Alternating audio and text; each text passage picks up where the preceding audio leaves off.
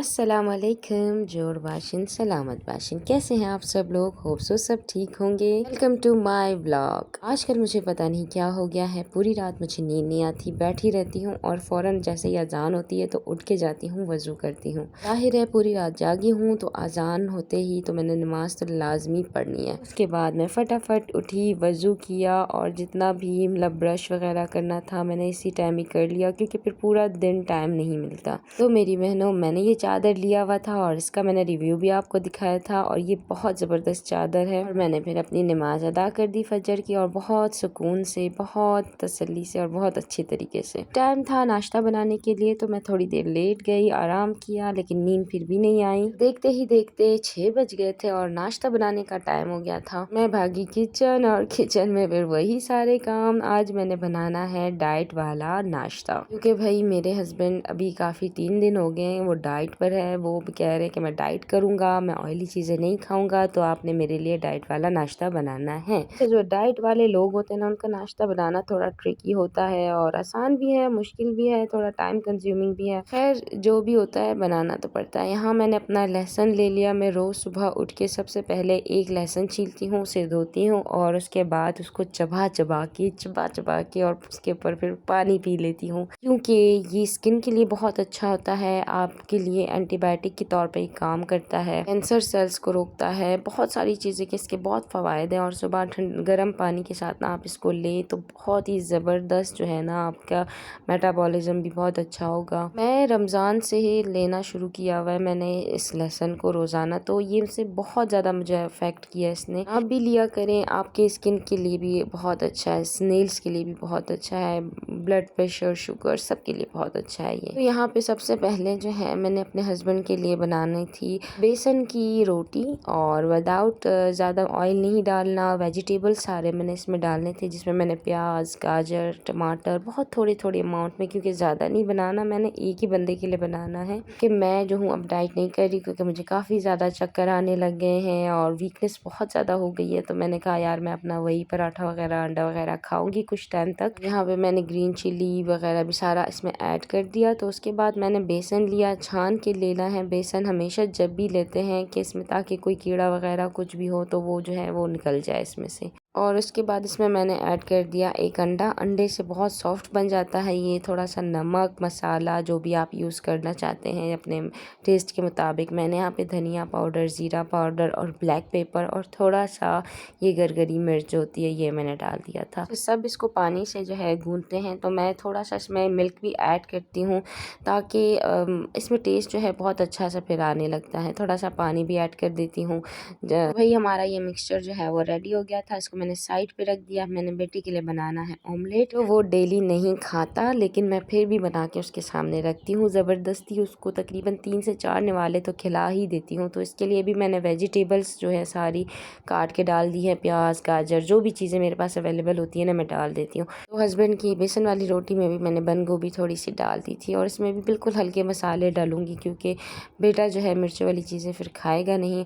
अंडे मैंने 2 डाल दिए, क्योंकि एक मैं खाऊंगी तो एक मेरा बेटा खाएगा। मैं भी सुबह सुबह इन्हीं के साथ ही नाश्ता जो है अपना कर लेती हूँ और अपनी बेटी को भी करवा लेती हूँ, क्योंकि बार बार फिर उठना और अलग से अपना नाश्ता बनाना मेरे लिए थोड़ा सा पॉसिबल नहीं होता। और यहाँ पे मैंने ऑमलेट का भी सारी चीज़ें रेडी कर ली। अब मैंने लंच की तैयारी करनी है। लंच के लिए मैंने सलार को आज देना है फ्राइज़, नगेट्स और उसके साथ जो है चॉकलेट ब्रेड।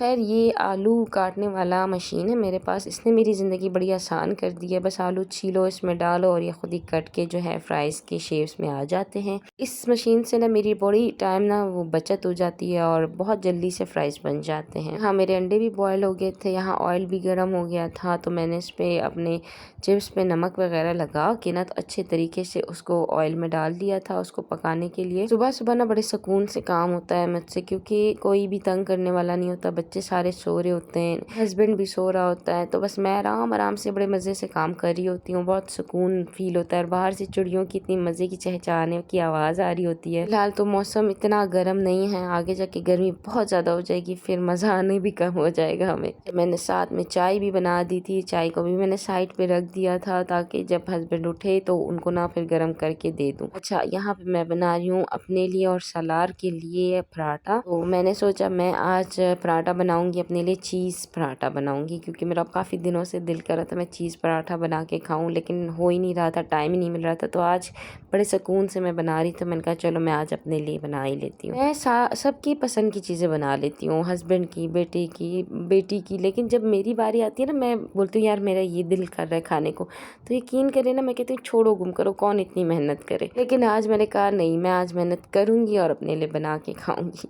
तो मैंने इसको जो है फोल्ड करके रख दिया था, क्योंकि वहाँ पे चिप्स बन रहे थे। जब तक वो फारिग होगा तब तक ये रेस्ट पे रहेगा। खैर इसको मैंने रेस्ट पे रख दिया और वहाँ पे मेरे फ्राइज़, नगेट्स वगैरह सब कुछ जो है वो रेडी हो गए थे। उसके बाद मैंने सालार के लिए बनाने थे, ये रोटी जो होती है ना, उसको हम घी में डालते हैं डिप करके, तो वो मैंने बनाया। उसके बाद लास्ट में मैंने अपने लिए पराठा बनाया। पराठा बहुत ही मज़ेदार बना था, लेकिन थोड़े ठंडे हो गए थे। असल में ना मैं सारे काम वगैरह करके जब आके बैठती हूँ तो देखती हूँ मेरा पराठा, मेरा नाश्ता सब कुछ ठंडा हो जाता है, तो हमेशा मुझे ठंडा ही नाश्ता खाना पड़ता है। तो यहाँ पे मैंने हस्बैंड के लिए एक शामी कबाब भी रख दिया था, उसको भी मैंने बनाना था। और ये रही मेरे बेसन की रोटी जो मैं बनाती हूँ।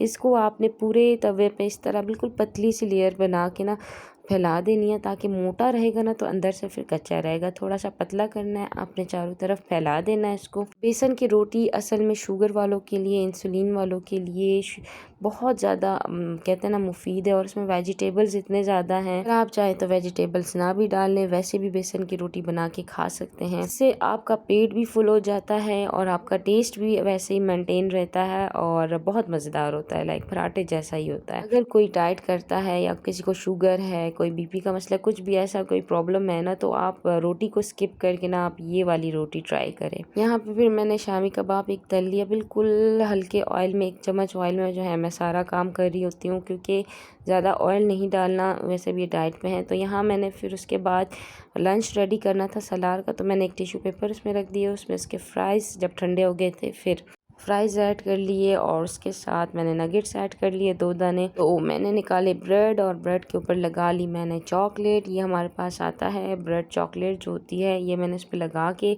बस फोल्ड करके इसको भी उसके टिफ़िन बॉक्स में जो है वो रख दिया था। मैं अपने बच्चे के लिए ना 2-3 चीज़ें बना के रख देती हूँ, क्योंकि यार मुझे ये होता है कि अगर वो एक चीज़ ना खाए तो दूसरा चीज़ तो वो खा ही लेगा ना। लेकिन कभी कभार एक ही बना लेती हूँ, लाइक सैंडविच बना लिया तो उसको रख दिया, वो खा के आ जाता है। बेशक वो पूरा ना खाए, आधा तो खा के आ ही जाता है, मजबूरी में ही खा लेता है वो। फिर मैगी कभी कभार बना देती हूँ। मेरी पूरी कोशिश होती है कि हेल्दी चीज़ें बनाऊँ, लेकिन समझ ही नहीं आता बच्चों के लिए क्या, क्योंकि इनके नखरे बहुत होते हैं, इनकी समझ ही नहीं आती, ये नहीं खाना वो नहीं खाना। तो उसके बाद बस जो समझ आ रहा होता है बस बना के हम दे देते हैं इन्हें। तो खैर यहाँ पे मेरा नाश्ता रेडी हो गया था, बच्चों का भी, हस्बैंड का भी, और उसके बाद चाय भी रेडी हो गई थी, सब कुछ रेडी हो गया था। तो हमने बैठ के आराम से नाश्ता किया। आज हालांकि मैं 6 बजे किचन में चली गई थी, लेकिन फिर भी सलार को जो था वो लेट हो गया था, क्योंकि आज हस्बैंड ने लेट जाना था। तो भाई यहाँ सलार जो है ऐसे स्लो नाश्ता कर रहा होता है ना सुबह टाइम, ऐसे मुंह बना के नाश्ता कर रहा होता है और बहुत तंग करता है कि नहीं करना, नहीं खाना। माओ को ना सलाम है कसम से, हम किस तरह इनको टैकल करते हैं, किस तरह इनको नाश्ता खाना, वॉशरूम वगैरह करवाते हैं सुबह सुबह, ये हमें ही पता है। फिर इसको जल्दी से नाश्ता करवा के, मुँह हाथ धुलवा के अच्छे तरीके से तैयार किया और इसको रेडी कर लिया। इसका वैन वाला भी बाहर आ गया था, तो मैंने इसको आराम से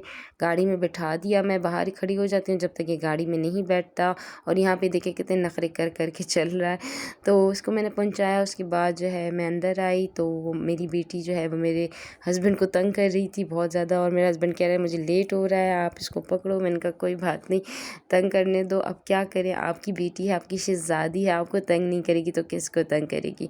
तो खैर बाप जो है बाप ही होता है। फिर उसके बाद ये ज़िद करी थी कि मुझे बाहर जाना है, मुझे घूमना है, बाइक पे जाना है। तो उसके बाद मेरे हस्बैंड ने कहा चलो ठीक है, मैं इसको एक चक्कर दिला के आ जाता हूँ। ये बेटी का रोज़ का ही होता है, वो जब भी हस्बैंड जा रहे होते हैं तो सुबह सुबह ये खड़ी हो जाती है अपने शूज़ लेके कि मुझे भी बाहर घूमने लेके जाओ। मेरे हस्बैंड को जितनी भी लेट हो रही होती है ना, तो फिर भी इसको ना एक चक्कर दिला के ना ज़रूर वापस लेकर आता है। कहते हैं ना बाप के लिए बेटियाँ बहुत मीठी होती हैं। खैर मैंने इसको यहाँ पे भिजवा दी। मैंने कहा जब तक ये चक्कर लगा कर आएंगी तब तक मैं यहाँ बाहर जो है, इतनी मिट्टी, इतनी गंद, इतना सब कुछ हुआ था, तो मैंने कहा चलो यहाँ पे मैं पानी जो है मैं अच्छे तरीके से साफ़ कर देती हूँ पानी से इसको।